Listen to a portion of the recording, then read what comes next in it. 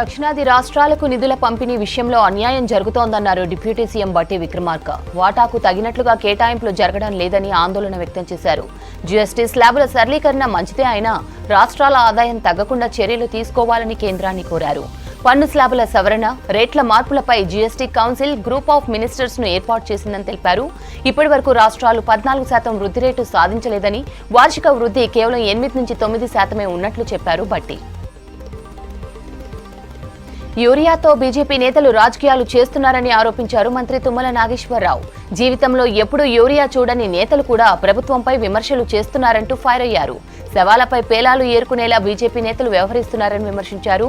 రామచంద్రరావుకు పలుకుబడి ఉంటే కేంద్రం నుంచి యూరియా తెప్పించాలన్నారు మంత్రి తుమ్మల. ప్రధాని నరేంద్ర మోదీకి లేఖ రాశారు మంత్రి తుమ్మల నాగేశ్వరరావు. వ్యవసాయ యంత్రాలు, పరికరాలపై 12% ఉన్న జీఎస్టీని తగ్గించాలని కోరారు. సన్నకారు రైతులు వ్యవసాయ పరికరాలు కొనాలంటే తీవ్ర ఇబ్బందులు పడుతున్నారని తెలిపారు.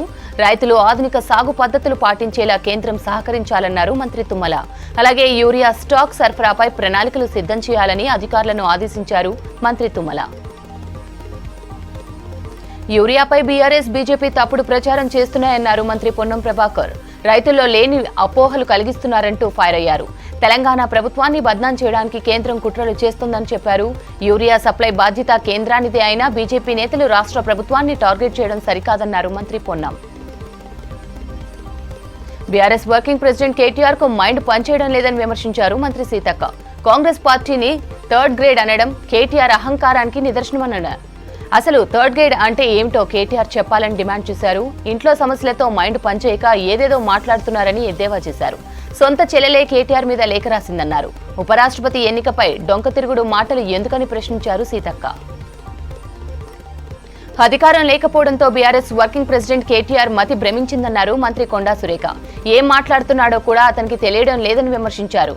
ముందు కేసీఆర్ ను అసెంబ్లీకి రప్పించి తర్వాత మాట్లాడాలన్నారు. దేవాదాయ శాఖ భూములను రక్షించడం బాధ్యత తమదేనని చెప్పారు. వరంగల్ నగర అభివృద్ధికి చర్యలు చేపట్టినట్లు చెప్పారు మంత్రి కొండా సురేఖ. గ్రామాల అభివృద్ధికి రాష్ట్ర ప్రభుత్వం అధిక ప్రాధాన్యత ఇస్తుందన్నారు మంత్రి అడ్లూరి లక్ష్మణ్. రాష్ట్ర వ్యాప్తంగా నేటి నుంచి పంచాయతీరాజ్ పనుల పండుగ నిర్వహిస్తున్నట్లు చెప్పారు. అంగన్వాడీ భవనాలు, గ్రామ పంచాయతీల నిర్మాణంతో పాటు పలు పనులు చేపట్టనున్నట్లు తెలిపారు. ప్రజా సంక్షేమానికి, అభివృద్ధికి ప్రభుత్వం నిరంతరం కృషి చేస్తోందన్నారు మంత్రి అడ్లూరి. తెలంగాణకు కేంద్రం నుంచి 2.69 లక్షల మెట్రిక్ టన్నుల యూరియా రావాల్సి ఉందన్నారు ప్రభుత్వ విప్ ఆది శ్రీనివాస్. రాష్ట్రానికి 9.80 లక్షల మెట్రిక్ టన్నుల యూరియా కేటాయిస్తే ఇప్పటి వరకు 5.32 లక్షల మెట్రిక్ టన్నులే వచ్చిందని చెప్పారు. యూరియా కొరతపైన కేటీఆర్ సన్నాయి నొక్కులు నొక్కుతున్నారని మండిపడ్డారు. యూరియా సరఫరా ఎవరి పరిధిలో ఉంటుందో 10 ఏళ్లు మంత్రిగా చేసిన కేటీఆర్ కు తెలియదా అని ప్రశ్నించారు. రైతులను రెచ్చగొట్టడమే కేటీఆర్ పనిగా పెట్టుకున్నారని ఫైర్ అయ్యారు ఆది శ్రీనివాస్. ఉపరాష్ట్రపతి ఎన్నికల్లో ఎన్డీఏకు బీఆర్ఎస్ మద్దతు అవసరం లేదన్నారు కేంద్ర మంత్రి కిషన్ రెడ్డి. వైస్ ప్రెసిడెంట్ అభ్యర్థి మద్దతు అంశంపై BRS working president KTR comments కు కౌంటర్ ఇచ్చారు. తమకు మద్దతు ఇవ్వాలని కేసీఆర్ ను ఎవరూ అడగలేదని చెప్పారు. కేటీఆర్ కు మాత్రమే రైతులపై ప్రేమ ఉన్నట్లు నటిస్తున్నారని విమర్శించారు. రైతుల సంక్షేమానికి మోదీ ప్రభుత్వం కట్టుబడి ఉందన్నారు కిషన్ రెడ్డి.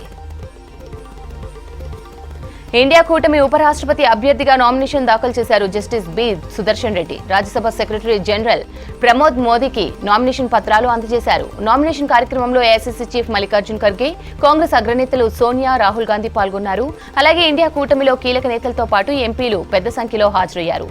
సెప్టెంబర్ 9న ఉపరాష్ట్రపతి ఎన్నిక జరగనుంది. అదే రోజు ఎన్నికల ఫలితాలను ప్రకటించనున్నారు అధికారులు. తనకు ఏ రాజకీయ పార్టీతో సంబంధం లేదన్నారు ఇండియా కూటమి ఉపరాష్ట్రపతి అభ్యర్థి justice Sudarshan Reddy. Vice president పదవి పొలిటికల్ కాదని స్పష్టం చేశారు. ఆమ్ ఆద్మీ పార్టీ జాతీయ కన్వీనర్ అరవింద్ కేజ్రీవాల్ ను కలిశారు. ఉపరాష్ట్రపతి ఎన్నికలో తనకు మద్దతు ఇవ్వాలని కోరారు సుదర్శన్ రెడ్డి. ఉపరాష్ట్రపతి పదవికి జస్టిస్ బి సుదర్శన్ రెడ్డి సరైన వ్యక్తి అన్నారు ఢిల్లీ మాజీ సీఎం, ఆప్ చీఫ్ అరవింద్ కేజ్రీవాల్. దేశం సురక్షితంగా ఉండాలంటే సుదర్శన్ రెడ్డికి ఓటేయాలని సూచించారు. దేశంలోని అన్ని పార్టీలు సుదర్శన్ రెడ్డికి మద్దతివ్వాలని కోరారు.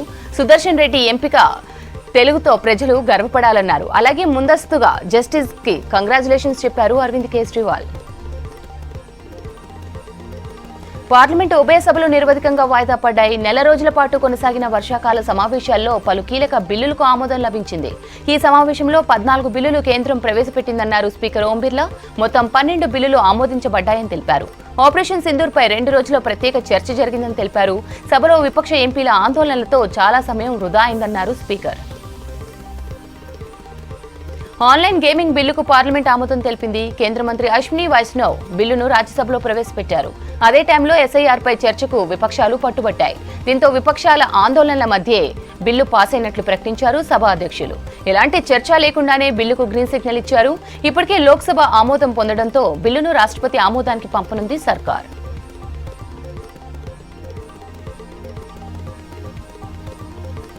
రాబోయే తమిళనాడు అసెంబ్లీ ఎన్నికల్లో టీవీకే పార్టీ ఒంటరిగా పోటీ చేస్తుందని స్పష్టం చేశారు ఆ పార్టీ చీఫ్ సినీ నటుడు విజయ్. ఏ పార్టీతోనూ పొత్తు పెట్టుకోవడం లేదని చెప్పారు. అసెంబ్లీ ఎన్నికల్లో ప్రభంజనం సృష్టిస్తానని ధీమా వ్యక్తం చేశారు.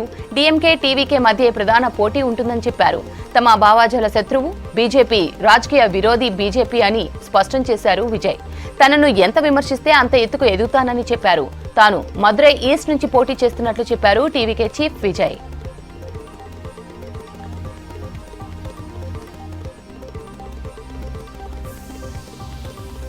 భారత్పై అమెరికా భారీగా సుంకాలు విధించడాన్ని తీవ్రంగా ఖండించారు చైనా రాయబారి జూ ఫిహాంగ్. భారత్కు చైనా అండగా ఉంటుందని తెలిపారు. అమెరికా ఏకపక్ష వాణిజ్య ఆంక్షలకు వ్యతిరేకంగా భారత్కు సహకారం అందిస్తుందని చెప్పారు. చైనా భారత ప్రత్యర్థులు కాదని భాగస్వామ్య దేశాలని తెలిపారు. ప్రపంచ అభివృద్ధికి భారత్ చైనా మధ్య బంధం కీలకమన్నారు. ఆసియా అభివృద్ధికి 2 దేశాలు డబుల్ ఇంజిన్ లాంటివన్నారు జూ ఫిహాంగ్.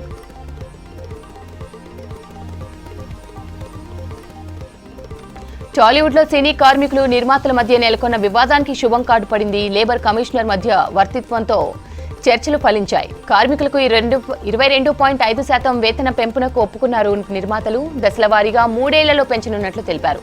దీంతో 18 రోజుల సమ్మె తర్వాత సినిమా షూటింగ్లు ప్రారంభం కానున్నాయి.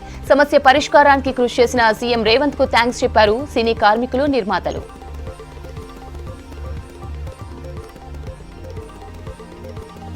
ఉత్తరాది రాష్ట్రాలను భారీ వర్షాలు వదలడం లేదు. వర్ష బీభత్సానికి జనజీవనం స్తంభించిపోయింది. ఢిల్లీలో 5-6 రోజులుగా కురుస్తున్న ఎడతెరిపి లేని వానలకు రోడ్లన్నీ కాల్వలను తలపిస్తున్నాయి. ఈ సీజన్లో తొలిసారి హత్నీకుండ్ బ్యారేజ్ 18 గేట్లను ఓపెన్ చేశారు అధికారులు. దీంతో యమునా నది ఉప్పొంగి ప్రవహిస్తోంది. దీంతో లోతట్టు ప్రాంతాల ప్రజలను సురక్షిత ప్రాంతాలకు తరలిస్తున్నారు అధికారులు.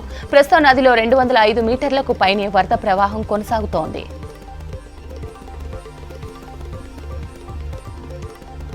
మహారాష్ట్రలో వారం రోజులుగా కురుస్తున్న కుండపోత వానలకు ముంబై అతలాకుతలమైంది. భారీ వరదలతో ఇప్పటికే పలు స్కూళ్లు, కాలేజీలు మూతపడ్డాయి. రవాణా వ్యవస్థ స్తంభించిపోయింది. కొన్ని ప్రాంతాల్లో రైల్వే ట్రాక్స్ పై వరద నీరు చేరింది.